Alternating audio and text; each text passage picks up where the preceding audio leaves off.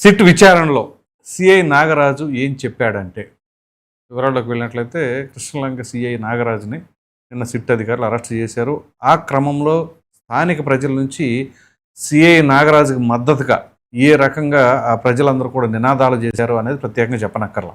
అయితే 6 గంటల సేపు సిట్ విచారణ జరిగింది. ఆ విచారణలో ఆయన ఏం చెప్పారు ఏంటి అనేది ఈ వీడియోలో మీకు తెలియజేసే ప్రయత్నం చేస్తే ఎక్కడ స్కిప్ చేయకుండా మీ అభిప్రాయం ఏంటి అనేది కామెంట్ సెక్షన్లో తెలియచేయండి. ఇక సిఐ నాగరాజు ఏదైతే ఆ సాయికృష్ణ ఎపిసోడ్లో ఆయన అధికారాన్ని దుర్వినియోగం చేశాడని, అతను హతమార్చాడు అని ఆరోపణలు ఎదుర్కొంటున్న నాగరాజుని పోలీసు విచారణకు చేపట్టారు.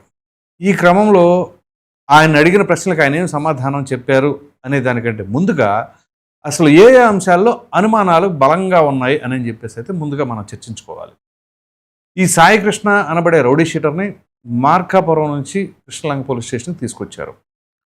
ఆ తీసుకొచ్చారు అనే దానికి మొదటి సాక్ష్యాధారం ఏంటి అంటే ఒక ఎక్నాలజ్మెంట్ అయితే ఉంది, అక్కడ నుంచి ఇక్కడికి వీళ్ళు తీసుకొచ్చారు అని చెప్పేసి. సో అక్కడికి మార్కాపురం పోలీసులకు సంబంధం లేదు, కృష్ణలంక పోలీసులు తీసుకొచ్చారు అనేది కన్ఫామ్ కదా.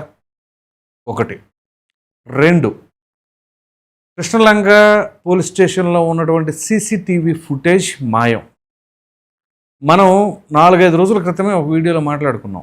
సీసీటీవీ ఫుటేజ్ ఉంటే వెల్ అండ్ గుడ్, ఒకవేళ ఇన్ కేసు అది లేదు అంటే ఖచ్చితంగా ఆ వ్యక్తి కూడా లేడు అని చెప్పేసి అయితే మనం ఒక కంక్లూషన్కి వచ్చేసేయచ్చు. అయితే సీసీటీవీ ఫుటేజ్ ఏమైంది, ఎందుకు డిలీట్ అయింది, లేకపోతే ఎందుకు మాయమైంది అని కనుక మాట్లాడుకోవాల్సి వస్తే ఎవరో లోకల్ టెక్నీషియన్ ద్వారా ఆ సీసీటీవీ ఫుటేజ్ మొత్తం కూడా డిలీట్ చేయించారు అని చెప్పేసి అయితే వార్తా కథనాలు వస్తున్నాయి. పైగా ఏది ఆ సాయికృష్ణన్ తీసుకొచ్చిన తర్వాత సీసీటీవీ ఫుటేజ్ పోయింది అని అంటే 100% ఇంటెన్షనల్గా చేసింది అని చెప్పేసి అంటారు. కాబట్టి గత 10 నెలలుగా ఎటువంటి ఫీడు లేదు, అందులో ఎటువంటి డేటా లేదు. సో అంటే ఆ 10 నెలల నుంచి తీసేశారు అని అంటే ఖచ్చితంగా కావాలనే తీసేశారు అనే అనుమానం అయితే బలంగా కలుగుతూ ఉంది. ఈ నేపథ్యంలో అసలు సీసీటీవీ ఫుటేజ్ ఏమైనట్లు. ఇప్పుడు సాధారణంగానే మనం చాలా కేసెస్లో సీసీటీవీ ఫుటేజ్లు కావచ్చు, లేకపోతే ఫోన్లో డేటా కావచ్చు, ఇవన్నీ కూడా డిలీట్ చేసినా దాన్ని రికవర్ చేసేటటువంటి టెక్నాలజీ మన దగ్గర ఉంది కదా, లేదా? ఇప్పుడు సీసీటీవీ ఫుటేజ్ డిలీట్ చేసినంత మాత్రాన ఇక సీన్ ఆఫ్ అఫెన్స్ అనేది చెప్పేసి చెప్పడానికి ఏమీ లేకుండా ఉంటుందా? ఇక సాక్ష్యాధారాలు అన్నీ కూడా లేనట్లుగానే భావించాలా? ఓకే, సాక్ష్యాధారాలు లేవు, లేకపోతే ఇంకేముంది, ఈ కేసు వీగిపోతుంది, వీక్ అయిపోతుంది అని చెప్పేసి అనుకుంటారా? ముమ్మాటికి కాదు. ఎందుకంటే ఇప్పుడు ఆ సీసీటీవీ ఫుటేజ్ ఏదైతే మాయమైందో అది మాయమైన క్రమంలో సాక్ష్యాధారాలను తారుమారు చేయాలి, మాయం చేసినట్లుగానే భావిస్తుంది కోర్టు. అప్పుడు ఏమవుతుందంటే దీనికంటే పెద్ద కేసు అవుతుంది. సో ఆ తరుణంలో ఇక్కడ ఈ కేసు నుంచి తప్పించుకుందాం అనుకుంటే ఇంకా పెద్ద కేసులే పడతాయి, ఇంకా పెద్ద సెక్షన్లే వర్తిస్తాయి. కాబట్టి ఈ సీసీటీవీ ఫుటేజ్కి సంబంధించి సాధారణంగా ఒక కృష్ణలంక పోలీస్ స్టేషన్ అనే కాదు, రాష్ట్ర వ్యాప్తంగా ఉన్న పోలీస్ స్టేషన్లు అన్నింటినీ కూడా మరి ఏదో ఒక సర్వర్కి కనెక్ట్ అయి ఉంటుంది. తద్వారా ఎక్కువ డేటా ఉన్నా సరే దాన్ని క్లౌడ్లో కూడా స్టోర్ చేస్తారు. ఒకవేళ క్లౌడ్లో నుంచి మనం రికవర్ చేసే కెపాసిటీ కూడా ఉంటుంది కదా, సో ఆ టెక్నాలజీ కూడా ఉంది కదా. సో ఆ ప్రకారంగా దీన్ని రికవర్ చేయగలుగుతారా, చేయలేరా, చెయ్యకపోతే ఏంటి, చేస్తే ఇక అసలు బండారం బయటపడుతుంది అక్కడ ఏం జరిగింది అనేది ఒకటి. ఇక దాని తర్వాత 3వది ఇదేమిటి అంటే చాలా కీలకమైనది. ఏదైతే కృష్ణలంక స్వర్గపురిలో మరి ఏవైనా సరే అనాథ సేవలో ఇంకేవైనా వస్తే వాటిని ఏమైనా సరే క్రిమేషన్ చేశారా? ఈ క్రిమేషన్ చేశారా అని అంటే ఆన్ రికార్డులో 2 అనాథ సేవలను అయితే చేసినట్లుగా ఉంది. మొత్తం మీద 4 బాడీలని క్రిమేషన్ చేశారు అని చెప్పేసి అయితే తాజాగా వస్తున్న సమాచారం. అయితే 2 మాత్రమే రికార్డులో ఉన్నాయంటే మరి మిగతా 2 ఏమైనట్లు? సో ఆ 2 ఎవరివి ఏంటి అనేది కూడా ప్రశ్న ఉత్పన్నమవుతుంది. పైగా రికార్డులో ఎందుకు లేవు? ఇంకా క్లియర్గా మాట్లాడుకోవాల్సి వస్తే సాధారణంగా స్వర్గపురిలో ఏదైనా దహన కార్యక్రమాలన్నీ కూడా సాయంత్రం 6 గంటల లోపే జరుగుతాయి. ఇక్కడ ఈ 2 బాడీలు 6 గంటల తర్వాత వచ్చినాయి. అవి ఎవరెవరవి? సరే, ఒకటంటే ఇతను అనుకోవచ్చు, 2వది అది ఎవరిది? సో ఆ 2 కూడా తేలాలి. ఒకవేళ ఇప్పుడు దానికి సంబంధించింది ఏదైనా సరే ఇది అతనిది అని చెప్పేసి ఐడెంటిఫై చేయడానికి ఒకవేళ అక్కడ బూడిద ఏమైనా దొరుకుతుందా, ఆ బూడిదన్నా ఉంచారా, అది కూడా లేకుండా చేశారా? ఒకవేళ బూడిద లభిస్తే అది ఫలానా వ్యక్తిది అని చెప్పేసి తెలుసుకోవడానికి ఏదైనా ఫోరెన్సిక్ ల్యాబ్కి పంపించి ఆ రిపోర్ట్స్ తీయడానికి ఏమైనా ఆస్కారం ఉంటుందా? సో ఇలా ఒకటి కాదు, రెండు కాదు, అనేక రకాలైన అనుమానాలు అయితే తావిస్తుంది. మరి నిబంధనలు ఉల్లంఘించి సాయంత్రం 6 గంటల తర్వాత 2 అనాథ సేవల్ని ఏ రకంగా చేశారు? రికార్డులో ఎందుకు నమోదు చేయలేదు? ఎవరు ఒత్తిడి మేరకు చేశారు? ఎవరైనా జీహెచ్ఎంసీ నుంచి ఎవరైనా అధికారులు చెప్పారా? పోలీస్ డిపార్ట్మెంట్ నుంచి ఎవరైనా చెప్పారా? ఏంటి? ఇది తేలాలి. సో ఇలా ఇన్ని అనుమానాలు ఉన్నాయి. ఇన్ని అనుమానాలు ఉన్న క్రమంలో ఇప్పుడు పోలీసు విచారణలో సిఐ నాగరాజ్ ఏం చెప్పారు? 6 గంటల సేపు విచారణ చేపడితే ఇంతవరకు ఒక్కసారి కూడా ఆయన ఏం సమాధానం చెప్పలేదండి. సో సమాధానం చెబితే ఒక రకం, చెప్పకపోతే డిసైడ్ ఇక అయిపోయింది, జరిగిపోయింది అని చెప్పేసి అయితే మనం అనుకోవచ్చు. ఆయన ఎందుకంటే నోరు తెరవలేదు కాబట్టి. నోరు తెరిస్తే ఏముంది, చక్కగా ఇప్పుడు ఫర్ ఎగ్జాంపుల్ అతను తప్పేం లేదనుకోండి, ఇదిగోండి ఇలా జరిగింది అలా జరిగింది అని చెప్పేసి ఓపెన్గా చెప్తారు. అలా చెప్పలేదు అని అంటే ఏదో దాస్తున్నారు అని అర్థం. ఓకే, ఒకవేళ దాచారు, ఒక్క సిఐ నాగరాజు గారు ఒక్కరే ఉన్నారా దీని ప్రమేయంలో అంటే, ఇంకా ఎవరి కోఆపరేషను లేకుండా, ఎవరు సపోర్టు లేకుండా అతన్ని ఏమైనా ఇచ్చేశారు అని చెప్పేసి అనుకోవడానికి ఆస్కారం ఉందా? ఇంపాసిబుల్. సో దానికి ఇంకా ఎవరెవరు సహకరించారు, ఎవరెవరు ఉన్నారు? కానిస్టేబుల్స్ ఉన్నారా, హెడ్ కానిస్టేబుల్ ఉన్నారా, రైటర్ ఉన్నారా, ఎవరున్నారు?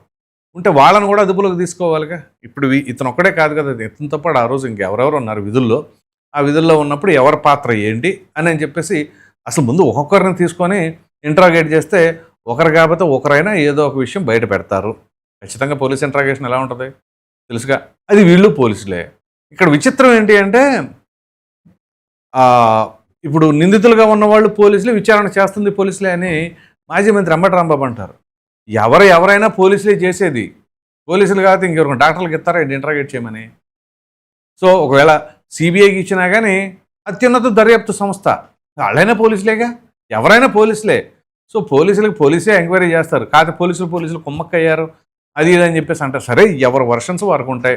కానీ ఇక్కడ సీసీటీవీ ఫుటేజ్ మాయమవటం కానీ, అలాగే ఇక్కడ తీసుకొచ్చాడు అతను మార్కాపురం పోలీస్ స్టేషన్ నుంచి కృష్ణలంక పోలీస్ స్టేషన్ తీసుకొచ్చారన్న ఉన్న ఎవిడెన్స్ కావచ్చు, ఇక ఆ తర్వాత శ్మశాన వాటికలో ఏం జరిగింది అని చెప్పేసి అది కూడా బయట పెట్టాలి.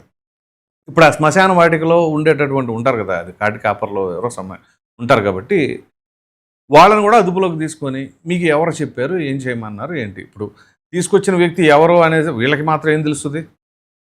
సో తీసుకొచ్చారు, క్రిమేషన్ చేయమన్నారు, చేశారు. కానీ నిబంధనలు ఉల్లంఘించి చేశారు చూసారా, ఈవినింగ్ 6 తర్వాత చేయటం కావచ్చు, లేకపోతే చేసిన తర్వాత ఆ బూడిదని కానీ దాన్ని ఏం చేశారు, అప్పుడు ఎవరెవరు వచ్చి ఆ బాడీని తీసుకొచ్చారు, ఇదంతా కూడా తెలవాలి. సో ఇప్పుడు ఆయన్ని మెజిస్ట్రేట్ ముందు కూడా హాజరుపరచబోతున్నారు. బహుశా నాకు తెలిసి అయితే రిమాండ్కి తరలిస్తారేమో, ఇక వైద్య పరీక్షలు అవన్నీ చేసి ఇక రిమాండ్కి తరలిస్తారేమో. రాజమండ్రి జైలుకి పంపిస్తారు, ఆ జైలుకి పంపిస్తారు, ఈ జైలుకి పంపిస్తారు అని చెప్పేసి చాలా కథనాలు వస్తున్నాయి. సరే, ఏదేమైనా ఖచ్చితంగా ఆయనకి రిమాండ్ పడుతుంది అని చెప్పేసి అయితే భావిస్తూ ఉన్నారు. మరి దానికి తగినట్టుగా ఆ తర్వాత మరి పోలీసులు ఏమైనా సరే మేము కస్టడీలోకి తీసుకుంటాము, వాస్తవాలను బయట పెట్టాలి కాబట్టి ఇంట్రాగేట్ చేస్తాము అని చెప్పేసి ఏమైనా మళ్ళీ ఫర్దర్గా పిటిషన్ వేసే అవకాశాలు కూడా ఉన్నాయి. కాకపోతే ఇక ఏం చేసినా ఇక భవిష్యత్తులో ఏ పోలీస్ అధికారి కూడా ఇటువంటివి చేయటానికి ఆస్కారం ఉండదు. అయితే ఇక్కడ సిఐ నాగరాజుకి పోనీ ఇవన్నీ తెలిసే అలా చేశాడా ఏంటి అని చెప్పేసి అనుకుంటే ఆయనకి తెలుసు దాని కాన్సిక్వెన్సెస్ ఎలా ఉంటాయి అని చెప్పేసి. కాకపోతే దురదృష్టవశాత్తు తగలరాని చోట తగిలేమైనా మరణించాడా ఊహించిన విధంగా అలా అనుకునేటట్లయితే తన తల్లి ఇచ్చిన ఫిర్యాదులో, సాయికృష్ణ తల్లి ఇచ్చిన ఫిర్యాదులో ఏముంది అంటే, సిఐ నాగరాజు నాతో ఇలా అన్నాడు, ఇంక నీ కొడుకు మీద ఆశలు వదిలేసుకో, దండ రెడీ చేసుకో అని చెప్పేసి అన్నాడు. అంటే అప్పటికి ఘటన జరిగి ఉంటుందా, జరిగింది కాబట్టి ఇలా చెప్పారా, లేకపోతే జరగకముందే ఇలా చెప్పారు, ఎలాగ మనం చెప్పేశాం కాబట్టి ఇలా చేసేయచ్చు అని చెప్పేసి అనుకున్నారా? సో ఏది ఏమైనా ఇప్పుడు ఆ కాన్సిక్వెన్సెస్ అన్నీ కూడా అతనే ఫేస్ చేయాలి. సో ఈ నేపథ్యంలో దీని వెనకాల ఇంకా పెద్ద పెద్ద స్థాయి అధికారులు ఉన్నారు, లేదా కొన్ని కోట్ల డీలింగులు జరిగిపోయినాయి. ఒక రౌడీ షీటర్ని హతమారుస్తానికి కోట్లతో ఎందుకు ముడిపడి ఉంటుంది, ఇది కూడా ఆలోచించాలి. లేదా ఏదో ఒకటి ఇప్పుడు వ్యక్తి పోయాడు కాబట్టి మనం ఎట్లాగో ఒక కేసులు ఇరుక్కున్నారు కాబట్టి ఇంకో 4-5 ఎలిగేషన్స్ చేసేద్దాం, వాళ్ళే కింద మీద పడి కొట్టుకుంటారు అనే ఉద్దేశంతో వీళ్ళు ఎలిగేషన్స్ చేస్తున్నారని అనుకోవాలా. సో ఎనీహౌ ఒక దురదృష్టకరమైన ఘటన ఏంటి అంటే, అతను రౌడీ షీటర్ అయినా ఖచ్చితంగా ఇటువంటివి మాత్రం ఆక్షేపించాల్సిన అంశాలే. ఎందుకంటే చట్టాన్ని చేతిలో తీసుకొని ఎలా పడితే అలా చేస్తామంటే మనకు కోర్టులో ఒక సిస్టము, ఒక పద్ధతి అనేది ఉంది, ఆ ప్రకారంగా ప్రొసీడ్ అవ్వాలి. ఆ విషయంలో మాత్రం ఖచ్చితంగా సిఐ నాగరాజు గారు మరి రాంగ్ స్టెప్ వేశారు అని చెప్పేసి అయితే అనుకోవచ్చు. మరి దీనిపైన ప్రభుత్వం ఏ రకంగా స్పందిస్తుంది ఏంటి అనేది కూడా వేచి చూడాలి. అలాగే ఫర్దర్గా ఈ ఎపిసోడ్ వల్ల పోలీసుల్లో ఎటువంటి ఆందోళన నెలకొంటుంది. ఇక మనం రౌడీ షీటర్ల పట్ల ఉక్కుపాదం మోపాలి అంటే ఒకవేళ దురదృష్టవశాత్తు ఇట్లాగే ఏదైనా జరిగితే మళ్ళీ మనం ఇరకాటంలో పడతాం అనే ఉద్దేశంతో కొంచెం సాఫ్ట్గా ఏమైనా వ్యవహరిస్తారా? మరి అలా చేస్తే ప్రజాస్వామ్యంలో ప్రజలు ఏ రకంగా ఉంటారు? రౌడీ షీటర్లు ఇప్పుడు ఆల్రెడీ నిన్న కొంతమంది గంజా బ్యాచ్ ఎవరో కృష్ణలంకలో ఒక కానిస్టేబుల్ చెయ్యి కూడా ఎరగొట్టారు అని చెప్పేసి వస్తుంది. అంటే ఇక మళ్ళీ మొదలు పెట్టారా? మరి దాన్ని ఎలా కంట్రోల్ చేస్తారు? ఇలా అనేక రకాలైన ప్రశ్నలు అయితే ఉత్పన్నమవుతాయి. మరి దానికి సమాధానం మరి ప్రభుత్వం ఎలా నిర్ణయం తీసుకుంటుందో, హోమ్ డిపార్ట్మెంట్ కావచ్చు, అలాగే డీజీపీ గారు కావచ్చు, చూద్దాం. మరి మీరేమనుకుంటున్నారు అనే అభిప్రాయాన్ని అయితే కామెంట్ సెక్షన్లో తప్పకుండా తెలియజేయండి. Thank you.